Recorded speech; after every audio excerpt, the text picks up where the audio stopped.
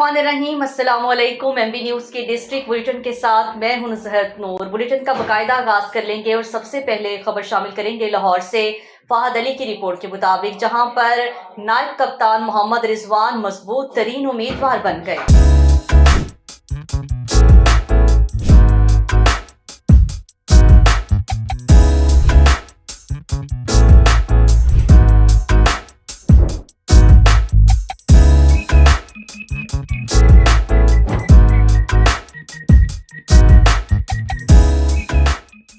मोहम्मद रिजवान नायब कप्तान। न्यूजीलैंड के खिलाफ होम सीरीज के लिए कौमी क्रिकेट टीम के नायब कप्तान के लिए मोहम्मद रिजवान मजबूत उम्मीदवार बन गए।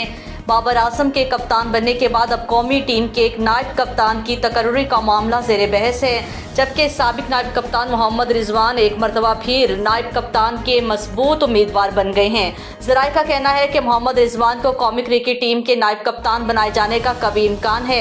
बाबर आजम मोहम्मद रिजवान को नायब कप्तान बनाने के लिए तैयार हैं। सिलेक्शन कमेटी जल्द चेयरमैन पीसीबी को तजावीज़ पेश करके मोहम्मद रिजवान को नायब कप्तान मुकर्रर करने का ऐलान करेगी।